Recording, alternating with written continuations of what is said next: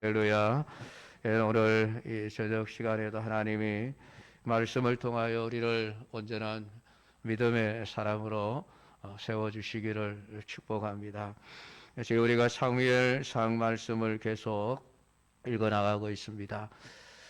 블레셋의 언약궤를 빼앗긴 이스라엘, 또 그 언약궤로 인해서 각종 재앙을 만나게 된 블레셋 사람들, 또 그 언약궤가 돌아온 것을 보고 그 언약궤를 들여다보다가 5만 70인이 죽임을 당했던 베세베스 사람들의 이야기, 이런 참 비극적인 사건들을 통해서 우리는 하나님의 그 진노하심이 얼마나 무서운지를 알 수 있었습니다.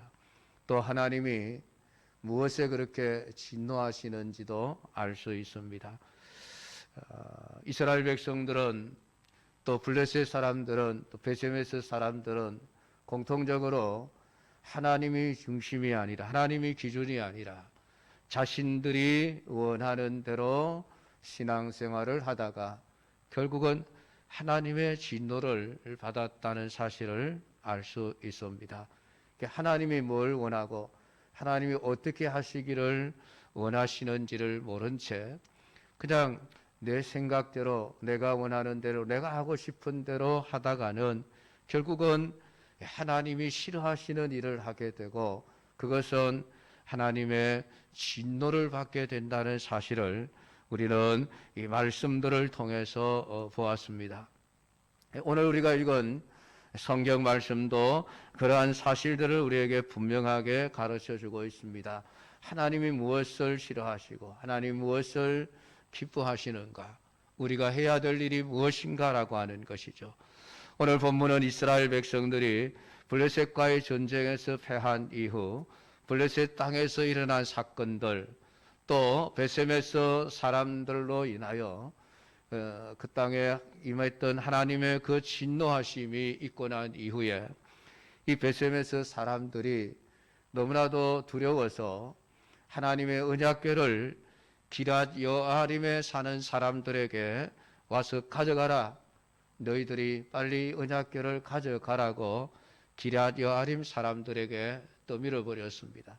이 블레셋 사람들이 가드나 또 다른 여러 지방에서 하나님의 진노를 받을 때에 야, 이거 우리가 안 되겠다, 다른 지방으로 넘겨버리자 했던 것처럼 이 베세메스 사람들도 자신들이 왜 하나님의 진노를 받을 수밖에 없었는지, 무엇을 잘못했는지 그것을 찾아내고 고치려고 하는 것이 아니라 그냥 하나님의 진노만 피해 보려고 하는 그러한 생각을 가지고 기럇 여아림 사람들에게 궤를 떠넘겨 버립니다.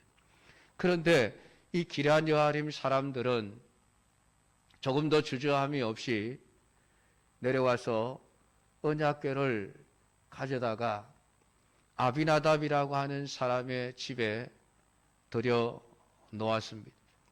그 아비나답이라고 하는 사람의 집에서는 그 아들 엘리아사를 거룩하게 구별하여 여호와의 궤를 지키도록 그렇게 조치를 취했습니다. 그렇게 해서 20년 동안 하나님의 언약궤는 이 기럇 여아림에 있는 아비나답의 집에 이제 보관을 하게 되어집니다. 물론 이 20년이라고 하는 것은 나중에 다윗이 유다 왕이 되고 난 이후에 하나님의 언약궤를 자기 궁전으로 옮길 때까지의 기간입니다. 그러니까 아직 한참 남아 있는 그런 상황이죠. 지금 이 시대는 아직 다윗이 등장하기 이전 시대라는 것이죠. 그래서 아주 오랫동안 그 기럇 여아림이라고 하는 곳에 이 언약궤가 보관이 되어집니다. 근데 기럇 여아림 사람들은 왜 하나님의 그 진노가 임하는, 그래서 5만 70명이나 죽임을 당했던 베세메스 사람들의 이야기를 들었고, 또 블레셋 땅에서 하나님이 행하신 그 진노하심의 이야기를 들었으면 두려워서라도 야, 우리에게 그 언약궤를 보내지 마십시오, 우리 안 받겠습니다, 그렇게 해야 마땅할 텐데 순순히 이 언약궤를 받아들였을까 하는 것입니다. 아마 이 기럇 여아림 사람들은 언약궤로 인한 재앙이 그 언약궤를 잘못 다루었기 때문임을 알고 있었고, 그들은 언약궤를 어떻게 처리해야 하는지에 대해서 아마 정확하게 알고 있었기 때문이 아니겠습니까? 그래서 그의 아들 엘리야사를 거룩하게 구별하여 언약궤를 지키도록 조치를 취한 것을 보면은 이 기럇 여아림 사람들은 하나님을 어떻게 섬겨야 하는지 크기에 대해서 아마 잘 알고 있었기에 이 기럇 여아림 사람들은 언약궤를 가져오더라도 우리가 재앙을 받지 않을 수 있는 그러한 자신이 있었기 때문이 아닌가 우리가 생각을 해 볼 수 있습니다. 결국은 하나님이 원하시는 대로 신앙생활을 하는 자는 절대로 하나님의 진노하심을 받지 않는다는 것을 오늘 성경이 말씀을 해놓고 있는 것이죠. 그러니까 다른 모든 지방 사람들이 하나님의 진노를 받고 재앙을 만났지만은 이 기럇 여아림에 있는 여호나답의 집에서 무려 20년 세월 동안 아무런 문제 없이 그곳에 있었다라고 하는 것은 그들이 그만큼 하나님이 원하시는 대로 그 언약궤를 잘 보관하고 있었다라고 하는 것을 우리가 알 수 있는 것입니다. 그리고 나서 오늘 이 성경은 이스라엘 온 족속이 여호와를 사모하니라 라는 말씀을 하고 있습니다. 이 말은 이스라엘 백성들이 지금 자신들에게 하나님이 안 계신다라고 하는 것을 알았다는 것이죠. 지금 언약궤는 지금 이스라엘 땅에 다시 돌아와 있습니다. 비록 기럇 여아림이라고 하는 아미나답의 집에 있습니다. 아마 그것은 그 블레셋과의 전쟁에서 원래 그 언약궤가 있었던 실로 성막에 있었던 그곳에 산당들이 아마 파괴가 되었거나 언약궤를 가져다 둘 수 없었기 때문에 이 기럇 여아림 아미나답의 집에 그대로 머물러 두었던 것이 아닐까 그렇게 우리가 생각을 할 수 있지만은 어쨌든 지금 언약궤는 이스라엘 땅에 들어와 있는 거예요. 그럼에도 불구하고 이스라엘 백성들은 여호와를 사모했다라고 성경은 기록을 해놓고 있습니다. 그것은 언약궤는 돌아왔지만은 하나님이 그들과 함께 하지 않는다는 것을 이스라엘 백성들이 깨닫고 있었다는 이야기지요. 하나님이 우리와 함께 계시지 않는구나. 언약궤의 상자가 돌아온 것이 중요한 것이 아니라 하나님이 우리에게 돌아와야만 한다. 이스라엘 백성들이 20년 세월을 지나면서 절실하게 깨달은 것이 하나님이 우리에게 와 계셔야 한다. 하나님의 임재하심을 사모하는 자들이 되었다라고 하는 것을 성경은 말씀을 해주고 있습니다. 그렇게 여호와를 사모할 때에 사무엘이라고 하는 사람이 등장합니다. 그 사무엘은 바로 이스라엘 백성들이 사모하는 그 여호와가 어떻게 하면 이스라엘 백성들에게로 돌아오실 수 있는지를 지금 가르쳐 주기 위해서 등장한 것입니다.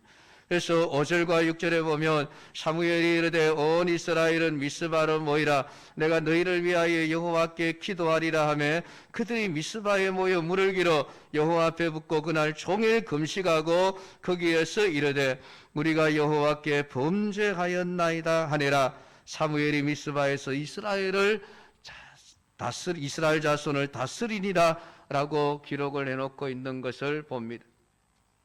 오늘 이 말씀 가운데 지금 사무엘이 이스라엘 백성들에게 미스바로 모였다 했는데 미스바에 모인 이스라엘 백성들이 금식하면서 고백한 내용이 우리가 하나님께 범죄했습니다라고 하는 내용입니다. 이스라엘 백성들이 고백한 범죄라고 하는 게 도대체 무엇인가라고 하는 것입니다. 이스라엘 백성들은 하나님 앞에서 무엇을 범죄라고 고백하고 있느냐라고 하는 것이죠. 우리가 범죄하면 가장 먼저 떠올리는 행위들이 악한 행동들이죠. 법에 어긋나는 행동들, 윤리와 도덕적으로 잘못된 행동들, 이런 것을 범죄라고 일단 우리가 먼저 떠올리게 되어집니다. 근데 이러한 사실들이 결국은 누군가가 도덕적으로 또 윤리적으로 남들보다 조금 착하게 살면은 그 사람은 하나님께 범죄하지 않는다라는 이런 생각을 하게 만드는 거예요. 여러분, 죄가 하나님이 보실 때의 죄라고 하는 것이 무엇인가? 성경은 우리에게 이 죄라고 하는 것이 무엇인가를 우리에게 말씀을 해주고 있습니다. 오늘 성경이 이스라엘 백성들이 지금 금식하며 회개하고 있는 이 범죄라고 하는 것은 하나님 우리가 도둑질했습니다. 강도질했습니다. 살인죄를 지었습니다. 거짓말을 했습니다. 지금 이런 죄를 이야기하는 게 아니라는 거예요. 지금 이스라엘 백성들이 하나님 우리가 범죄했습니다라고 하는 이 고백했던 이 범죄, 그것은 세상이 알 수 없는 죄를 이야기하는 겁니다. 세상은 알 수가 없고 세상은 아무리 이야기를 해 주어도 죄로 인정하지 않는 그러한 범죄를 가리켜서 말하고 있습니다. 세상은 죄를 규정할 때에 사람에게 어떻게 행했는가라고 하는 것으로 판단을 합니다. 그래서 이웃에게 다른 사람에게 피해를 주는 행위 자체를 규정하고 있습니다. 그러나 성경이 말하는 범죄는 하나님을 어떻게 대하는가라고 하는 것입니다. 하나님을 어떻게 대하는가? 그것을 범죄라고 말씀을 하고 있습니다. 뭐 사람들끼리 다투고 싸우고 뭐 살인하고 도둑질하고 하는 이런 것도 죄이지만은 성경이 가장 우선적으로 앞세우는 죄는 하나님에 대한 죄입니다. 하나님을 네가 어떻게 생각하고 있느냐라고 하는 거예요. 오늘 이스라엘 백성들은 지금까지 블레셋과의 전쟁에서 패하고 언약궤를 빼앗기고 제사장들 홈리와 비느하스가 전쟁터에서 죽임을 당하고 그리고 그 언약궤가 블레셋 땅에 있으면서 그 땅에 재앙을 내리고 또 베셈에서 사람들이 언약궤를 들여다봄으로써 5만 70명이 죽는 엄청난 재앙이 일어났다라고 하는 사실들을 그들은 보게 되어집니다. 그걸 보면서 이스라엘 백성들이 깨달은 것이 무엇일까요? 그것은 우리가 거룩하신 하나님 앞에 아무도 설 수가 없구나라고 하는 것을 깨닫게 되어졌다라고 하는 사실입니다. 그게 6장 20절에서 베셈에서 사람들이 하나님의 진노를 사고 난 이후에 깨닫고 고백했던 내용이죠. 거룩하신 하나님 여호와 앞에 누가 능히 서리요? 거룩하신 하나님 앞에 설 수 있는 자가 과연 누구인가? 아무도 없다고 하는 사실을 깨닫게 되어졌습니다. 여러분, 언약궤 그 자체가 어떤 신적인 권능을 가지고 있는 것은 아니에요. 언약궤는 단지 그 나무로 상자를 만들고 그 상자의 안과 밖을 금으로 다 덮어 씌운 하나의 상자에 불과합니다. 그 상자 자체가 하나님이 아니에요. 그 상자는 하나님이 이스라엘 백성들에게 임재하실 수 있는 하나의 자리죠, 자리. 그래서 이스라엘 안에서는 이 언약궤가 거룩한 장소로 구별이 되었습니다. 그런데 베셈에서 사람들이 그 언약궤 뚜껑을 열고 들여다본 것은 불의한 자신들의 죄를, 그 본질적인 죄인이라고 하는 사실들을 보지 않는 행동이었던 것입니다. 이스라엘 백성들은 언제나 거룩하신 하나님 앞에 설 수도 없는 자들이었습니다. 그래서 언약궤는 성막 안에, 그것도 특별히 구별된 지성소 안에 꽁꽁 감추어져 있었습니다. 밖에서는 절대로 들여다볼 수도 없었습니다. 성막은 창문이 없습니다. 4겹이나 되는 그 지붕으로 덮여져 있습니다. 평소에는 밖에서는 절대 볼 수 없는 것이 언약궤예요. 이스라엘 백성들은 평소에는 언약궤를 구경조차 할 수 없는 상태예요. 왜 하나님이 그렇게 하십니까? 레위 지파들이 언약궤를 옮길 때에도 그냥 이렇게 밖에 드러내놓고 옮기는 게 아니죠. 고핫 자손들이 먼저 들어가서 그것을 보자기로 다 쌉니다. 꽁꽁 싸매요. 밖에서는 보이지가 않아요. 다 싸매놓으면은 제사장들이 들어가서 그 싸매놓은 언약궤를 메고 옮기는 거예요. 그러니까 이스라엘 백성들은 언약궤를 구경조차 못하는 거예요. 대제사장만이 1년에 한 번 제물의 피를 가지고 지성소의 안에 들어갔어야만 그 언약궤를 볼 수 있도록 되어져 있습니다. 왜 그렇게 하십니까? 거룩하신 하나님 앞에 죄인된 인간은 어느 누구도 설 수가 없다라고 하는 것을 분명하게 가르쳐주는 것이 언약궤예요. 근데 베세메스 사람들은 겁도 없이 감히 자신들이 하나님의 언약궤를 들여다 보았습니다.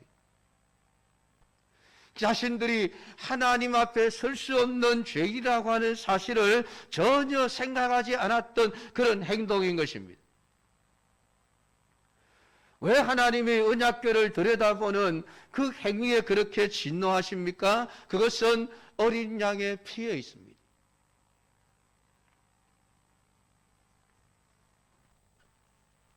여러분, 이스라엘 백성들이나 애굽 사람들이나 하나님이 애굽에서 나오게 하실 때에 이스라엘과 애굽 사람들을 구별하시지 않았습니다. 장자를 죽이는 마지막 심판 때에 하나님은 이스라엘과 애굽 사람들을 구별하지 않았어요. 똑같이 바로의 아들로부터 시작해서 여종의 아들까지 처음 난 장자들은 내가 다 죽인다. 그것은 이스라엘 백성들 또한 하나님의 심판 앞에 죽어야 될 존재라고 하는 거예요. 애굽 사람들과 다른 게 아니에요. 그런데 그런 이스라엘 백성들이 살아날 수 있는 유일한 길을 하나님이 가르쳐 주셨습니다. 그것이 어린 양의 피 때문입니다. 어린 양의 피를 그 집 좌우 설주와 문 임방에 발랐느냐 바르지 않았느냐라고 하는 그것을 보고 심판이냐 구원이냐가 결정이 된 것이죠. 그 어린 양의 피를 바른다라고 하는 것은 다른 게 아니에요. 하나님의 구원의 그 약속에 대한 믿음을 말하는 거예요. 에이, 양의 피를 바른다고 장자가 안 죽냐? 안 믿은 이스라엘 백성들의 장자들은 다 죽었어요. 모르겠습니다. 애굽 사람들 중에서도 믿은 사람들이 있었는지는 알 수가 없지만은 아마 애굽 사람일지라도 어린 양의 피를 바르면 안 죽는단다. 그걸 믿고 이스라엘 백성들과 똑같이 양을 잡아 피를 문 좌우 설주와 임방에 발랐다면은 그 집은 장자가 죽는 재앙을 면했을 거예요.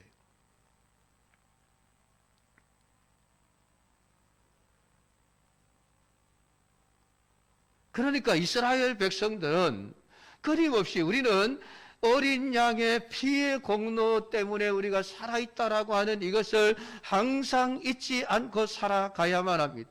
그래서 하나님은 유월절이라는 절기를 만드시고 이스라엘 백성들이 해마다 그 절기를 반드시 지키면서 그 유월절의 의미를 행사가 아니에요. 그 의미를 반드시 알고 그 의미를 따라서 살아가야만 했습니다. 그것이 참된 이스라엘이에요. 그래서 이스라엘 백성들 가운데서도 유월절의 절기를 지키지 않는 사람들은 백성 중에서 다 끊쳐지도록 되어 있었습니다. 그러니까 그 유월절 절기가 주는 의미가 무엇입니까? 우리는 다 거룩하신 하나님 앞에서 죽어 마땅한 자들인데 어린 양의 피의 은혜로만 우리가 살았습니다라고 하는 것을 항상 잊지 말고 살아가라고 하는 것입니다. 근데 베세메스 사람들이 제물의 희생의 피가 뿌려지는 그 언약궤의 내부를 함부로 들여다본 것은 결국은 자신들의 불의함을 보지 않고 어린 양의 희생을 멸시하는 행위였기 때문에 하나님은 그들에게 그렇게 진노하셨다라고 하는 것입니다. 성경은 그것을 범죄라고 이야기를 합니다. 그리고 하나님은 그것에 진노했다고 말씀을 합니다. 지금 이스라엘 백성들이 언약궤를 들여다보았다는 얘기가 아니죠. 이스라엘 백성들이 지금까지 살아오면서 그들은 하나님의 그 어린 양의 피가 주는 은혜의 그러한 삶을 잊어버린 채 살아왔다는 얘기예요. 그게 하나님의 제사를 멸시하고 신앙생활을 자기 멋대로 하는 것으로 나타난 거예요. 자기들이 하나님이 된 것이에요. 자기가 우상이 되어져 있는 거예요. 여러분, 내가 내 마음대로 내가 원하는 대로 신앙생활 하겠다라고 하는 건 다른 말이 아니죠. 내가 하나님이라는 얘기예요. 내가 하나님. 내가 하나님 대신해서 우상의 자리에 앉아 있다는 얘기예요. 그만큼 무서운 얘기예요. 그 신앙생활을 그냥 내 하고 싶은 대로 한다라고 하는 것이 그냥 뭐 단순히 그러려니 하고 넘어갈 문제가 아니에요. 하나님께서 우선 하나님의 자리를 자기 자신이 차지하고 있는 우상숭배의 죄악으로 여기신다라고 하는 거죠. 하나님의 은혜를 인정하지 않는 행위예요. 예수 그리스도의 십자가의 그 보혈의 은혜를 붙들지 않는 행위라는 것입니다. 하나님이 원하는 대로 하지 않고 내 마음대로 하겠다라고 하는 것. 여러분, 오늘 우상을 제거하라라고 말씀을 합니다. 이방신들과 아스타롯을 오늘 제거하라. 그리고 이 사절에 보면 이스라엘 자손들이 바알들과 아스타롯을 제거하고 여호와만 섬기리라. 그렇게 기록을 했는데 6절에 가면 다시 이스라엘 백성들이 우리가 하나님 앞에 범죄했습니다 라고 고백하는 것을 보게 되어집니다. 진짜 중요한 우상 숭배는 자기 자신이에요.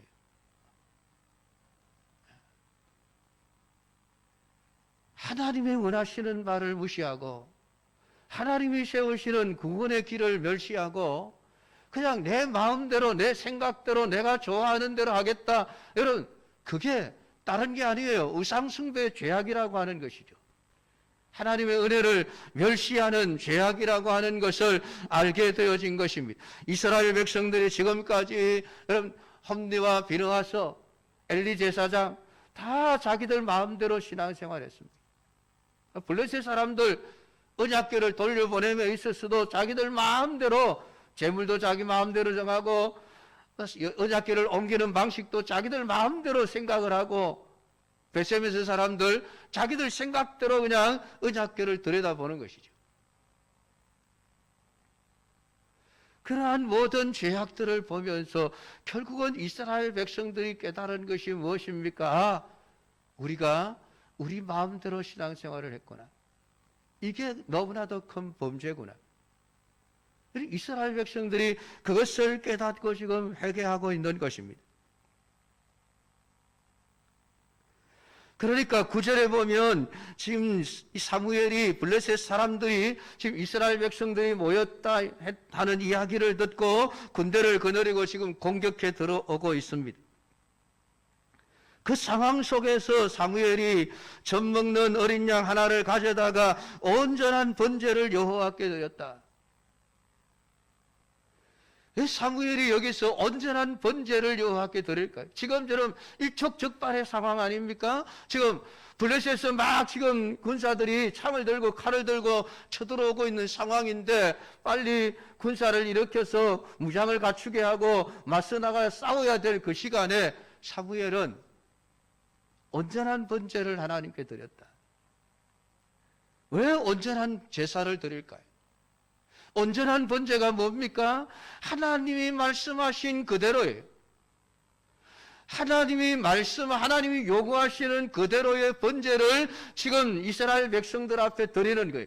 오늘 사무엘은 이스라엘 백성들이 블레셋을 이기는 길이 다른 데 있는 것이 아니라 우리가 하나님 앞에 올바른 신앙의 길로 돌아가는 데 있다는 것을 알고 있었던 것이죠.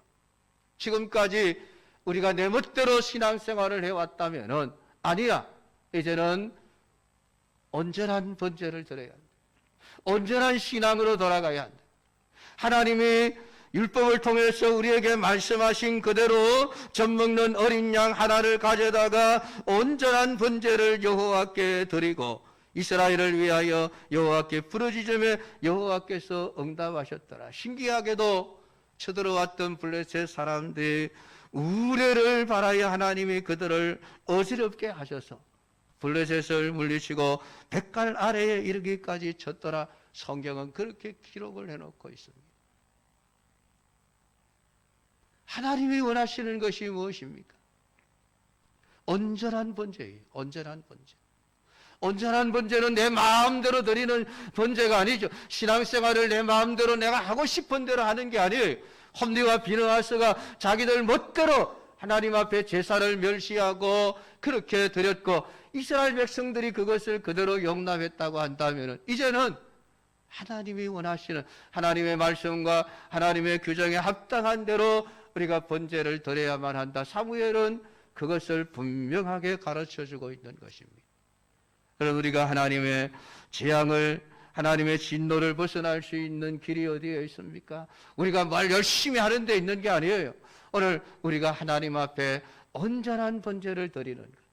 그것은 내 마음대로가 아니라 하나님이 원하시는 대로 신앙생활을 해내는 것. 거기에 하나님의 은혜와 하나님의 구원과 하나님의 축복이 있음을 오늘 성경은 우리에게 말씀을 해주고 있습니다. 오늘 이 말씀을 여러분들이 꼭 기억하시고 내가 지금 신앙생활하는 것 내 마음대로 하고 있나? 하나님 말씀대로 하고 있나? 자신을 잘 살펴서 하나님의 진노를 사는 행위를 하시지 말고 오늘 하나님이 응답하시고 복을 주시는 이러한 신앙생활을 해내는 우리 온전한 믿음의 사람들이 다 되기를 주님의 이름으로 축복합니다. 기도하십시다.